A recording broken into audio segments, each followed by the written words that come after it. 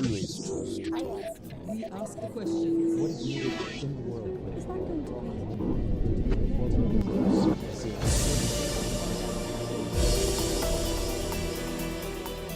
When Israel's Prime Minister visited Washington last week on the eve of the Purim holiday, he gave President Obama what he considered a symbolic gift, a copy of the Old Testament book of Esther. Netanyahu called it background reading on Iran, since its story concerns relations between Jews in the Persian Empire some 2,500 years ago. It's considered by scholars to be mostly fiction, but for Netanyahu, Esther represented justification for his stance against modern Iran. Israel must reserve the right to defend itself. And after all, that's the very purpose of the Jewish state, to restore to the Jewish people control over our destiny.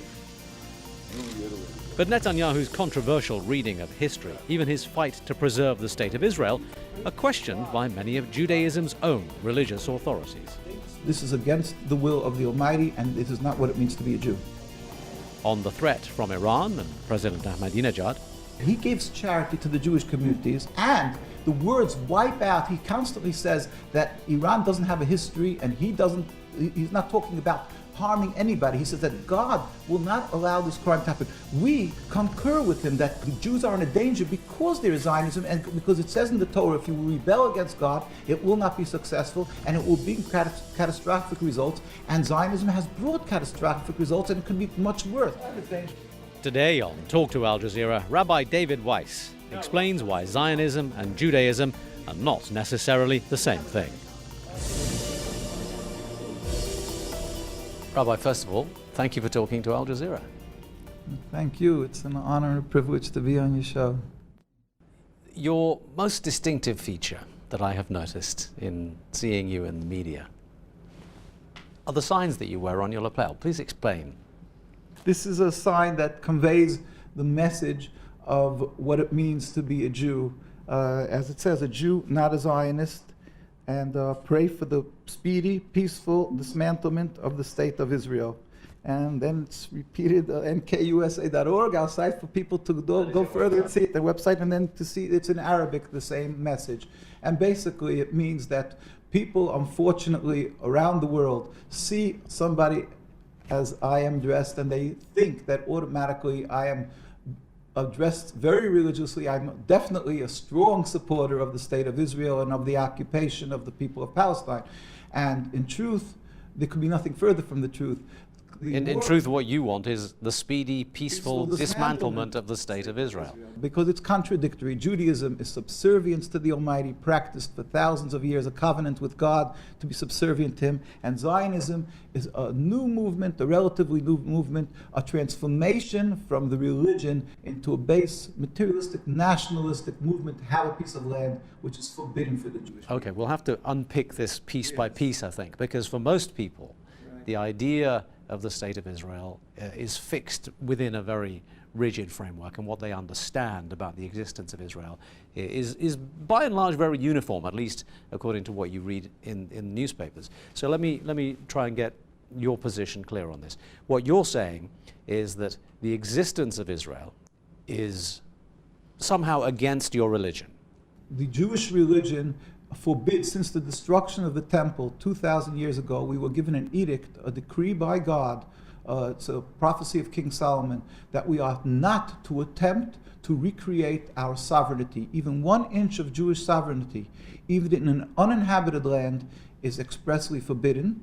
And Jews wait for the day when God will make a miracle, where all humanity will serve Him in harmony. We won't have to convince an atheist that there is a God. Everybody will recognize God, and then we will all go up and serve Him. Prior to that event, we are expressly forbidden to try to attempt to make any Jewish nationalism sovereignty, and this was respected and upheld by Jews throughout the trials and tribulations of the Inquisition, the Crusades, and every time period of Judaism when they were easily capable of buying land. They never did it because they understood this is against the will of the Almighty, and this is not what it means to be a Jew. Once again, this is not an opinion that you hear expressed very often. Are you in a minority? Is this simply your reading of the Torah? No, this is the view of Judaism and Jews who are practicing the religion who are around the world, you will find invariably any religious community that is very religious. We carry around, first we have called the rabbis speak out. This is the leaders of Judaism from Sephardic, Ashkenazic, in other words, European, Middle Eastern, any country. The rabbis, when Zionism came, the concept of Zionism was developed, the Jewish rabbinical authorities universally said, no, this is forbidden for us to do. The reason being that it is not the concept of subservience to God, it's a nationalism, and in its actions, when it comes into fruition, when they created the state, the concept of stealing from people, killing, stealing, is all forbidden according to the Torah. So in every facet, Zionism is a rebellion against the command of God. But what about the argument that a lot of them make, and that is that the Bible specifically says that this land was given to the Jewish people by God, and therefore it belongs to them? That is why Zionism decided, when they're making their national home, to make it in Palestine, because really the fathers of Zionism in the 1895, in the 1890s, when they made their first meetings, they discussed making their national home in Uganda, in Patagonia. And because they were anti-religious, Theodor Herzl, Ben Gurion, well, at that time Jabotinsky, Theodor Herzl, these people detested the religion. As we have a compilation of their writings in his own diary, Theodor Herzl wrote that Jews should convert to Christianity. That would be the solution to the Jewish problem. And it should be done in pride and music. On page 14 of his diaries, we will get to that with God's help. And he didn't circumcise his son. He wrote about this in the newspapers, that he's not circumcising his one son, Hans. So they detested religion. They were looking for a practical area of that they would flourish, a land that would be fruitful, and to create a land. But then they realized that practically speaking, you need a massive backing as far as money goes, and the way to get that from the world is to go to Palestine and claim that they're doing God's will, they're the beginning of God's redemption, and therefore people should support them, because in the Torah it says that God gave the Jewish people the land. But Zionism also claims exception because of the Holocaust. Now, you just attributed the phrase to Theodor Herzl, the solution to the Jewish problem, yes. And that will have raised ears all over the world, because right. That's the phrase that most people attribute to Hitler. Now, right. The idea that the Jews need a safe country in order to prevent the possibility of another Holocaust, in order to solve right. the persecution of Jews throughout millennia, is one of the founding principles of Israel. You don't think that holds any water either? The Holocaust was God's will, and we don't question God. God is compassionate and so forth, but we have to be introspective, understand why it came. We believe that God will be exacting with the punishment for the Nazis, but at the same time to take the issue of the Holocaust and to take that and to use it to rebel against God, when God specifically told us, do not attempt to make your own state, and to use that to take the land from the Palestinian people, is taking the people that died because they were Jewish, and to sort of dig them up and use them to rebel against God. It couldn't be anything worse for these people who died as Jews. But you have to understand that the desire to be with a like community, the desire to commune with people of the same religion is a very strong one, and to have a homeland has got to be emotional feeling. But you're also saying that a defining feature of being a Jew is exile. A defining feature is accepting that there is a ruler to the world who's compassionate, and it is medicine for the Jewish people, as Rabbi Samson Foherst, the head of the German community, wrote, that God is compassionate, and his will, since the destruction of the temple, was that he's good in his punishment. He wanted us to break our haughtiness, so he had us dispersed amongst the nations. At the same time, it was accomplishing a blessing for the world if we would be following the Judaism, because we are people who would be teaching the world of compassion, of serving God. So it serves twofold. It serves two purposes. But unfortunately, if we don't do what we're supposed to be doing as Jews, it doesn't accomplish that purpose. I am not a learned scholar of matters Jewish, so I can't argue with you, but I know there are many who would. There is a strain within Israel itself, within the state of Israel, started, I think, by Rabbi Kook, perpetuated by a number of names in modern Judaism, who say, no, it's perfectly compatible with the writings of the Torah that we have a state of Israel, and in fact, it not only makes political sense, it makes religious sense too. Yeah, well, that is why I said I'm not requiring anybody to become a scholar in Judaism, but if you just step out of the box, let us just say, and go to Jerusalem, go to New York, go to in London, Stamford Hills, the religious communities, the Ivy League of Judaism, the rabbinical colleges, you will see that the most religious communities, every one of them they are anti-Zionist, and they, for instance, in Williamsburg, you won't find one Israeli flag. The majority of Jews in Jerusalem and Palestine won't send their children to the army, and they don't fly Israeli flags on their buildings because it is contradictory. It is diametrically opposite. What about the Zionist settler movement? I mean, they present themselves as being religiously based and very fundamental. Yes, there is the issue that they fuse together Zionism. They've hijacked the name Israel, the Star of David. They're using this, and what they're doing is they've been able to, by incorporating the Jewish feelings, for instance, they call themselves the beginning of God's redemption. They do agree that we were sent into exile by God. The ones who aren't non-believers, which many of them are, but the ones who do believe, they say, yes, God sent us into exile, but we are the beginning of God's redemption. And they've been able to ensnare the youth, mostly from, these are all from, almost entirely from non-religious homes or marginally religious. They are not the mass, the general populace of Jewish religious people. These you will find in, call it the silent majority, all the communities that are opposed to these settlers. These settlers are definitely a minority that are always in your face. You will see them because they're up front. They're agitating, they're creating this terrible situation, but they don't represent Judaism. But being that they created in Palestine, their homeland, so now they're breaching every concept of thou shalt not kill, thou shalt not steal, and it's being done, creating rivers of blood because of hate around the world. Now, you used the phrase a moment ago, taking land from the Palestinians, which again is a problematic one for a lot of Western-educated Jews and non-Jews alike. There is an argument, which is very much in the news right now, that there is no such thing as a Palestinian people, and there is an argument that says the lands that we are talking about never belonged to anybody called Palestinians. So what do you mean by taking Palestinian land? You know, the Zionists would love to get into some technical jargon and technical. What are you saying? There's not a Palestinian people and the land. We're talking as individual dwellers in Deir Yassin, in town after town and town, that we have many of our Jewish colleagues who are presently still living in the occupied Palestine there in Jerusalem, and they remember how they lived in total harmony with their Muslim and Arab neighbors, and they live there. The majority of people reside. But what do you say to Newt Palestine Gingrich, who says Muslim. these are all Arabs? They're not Palestinians, they're simply Arabs. Again, these are technical terms to confuse the person. The fact is, the majority of people were non-Jews. They were Muslims and Arabs living in this area, whether it would be under Turkish or British mandate. That's neither here nor there. But they are the indigenous people who they either left because they were attacked as in Deir Yassin, or they ran away out of panic because they've seen what happened in these towns. And therefore, as a Jew, which is what people call human rights, we call godliness, we are forbidden to steal their land. So let me just paraphrase, if I could, what you told us so far. The state of Israel has no legitimacy. It shouldn't exist at all. True. That Jews are responsible for rivers of blood, as you put it, in the Palestinian lands.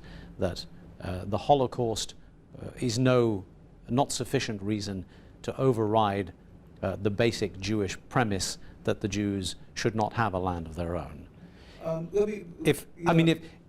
may not have quoted you entirely accurately, but even if someone like me were to even hint at thinking like that, I would be branded anti-Semitic. I would be vilified in the mainstream media. Yes. So the question is, are you anti-Semitic? That is the beautiful ploy of Zionism, that they can intimidate anybody who stands in opposition to their blatant, inhumane treatment of the Palestinians. And mind you, we will show you with God's help that they're brutally beating the Jewish inhabitants, who nobody can accuse us of being armed or militant. And yet, you can see that the Jews are brutally beaten simply because they're standing in Palestine, because there's masses, tens of thousands of Jews who stand out and demonstrate, and they get brutally beaten because they're opposing the existence of the state and they want the world to know They get this. brutally beaten by the Israeli state. By the Israeli, I mean, I could see it on our site and links, but you could just see, and simply they're standing there, non-militant, we never carry arms, and this is what happens. But the argument that you have made Yes. will be interpreted by the majority of people reading English language newspapers, watching English language television, as being prima facie anti-Semitic. How does that make you feel that what you believe to be Right. a true representation of your religion is being portrayed in the media as actually being completely contrary to that? Yeah, well, that's part of the tragedy that the has been, unfortunately, we feel, sometimes owned and sometimes intimidated in a large manner by Zionism, which they have media watch, just like they have AIPAC that affects politicians are fearful of speaking against the Zionist actions or whatever they do because they're labeled anti-Semitic. Anybody can go and to come to New York. We invite anybody who wants to come to Manhattan. I don't give visas, but if anybody who comes to Manhattan, goes across the bridge, and they'll see the largest Jewish communities. And here, this is in Washington, D.C., when President Obama, when Netanyahu came to visit President Obama, you'll see tens of thousands of Jews go out, demonstrate against the existence of the state of Israel and their actions, what they're doing.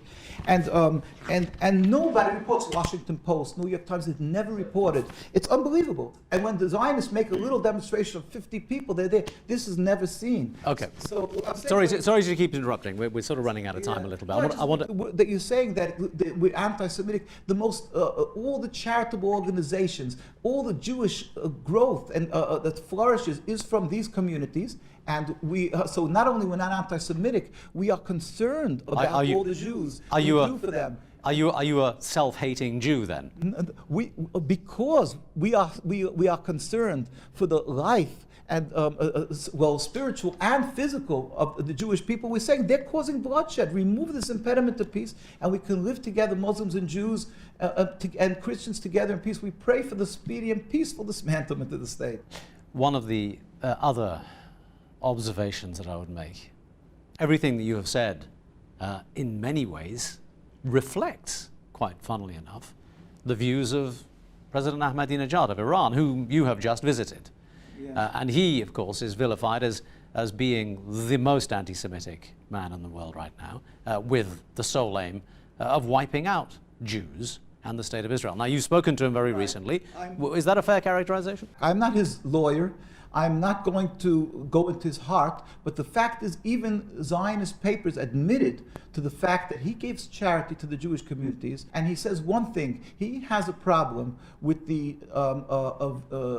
oppression of the Palestinian people and the words "wipe out." He constantly says that Iran doesn't have a history, and he's not talking about harming anybody. He says that God will not allow this crime to happen. We concur with him that God.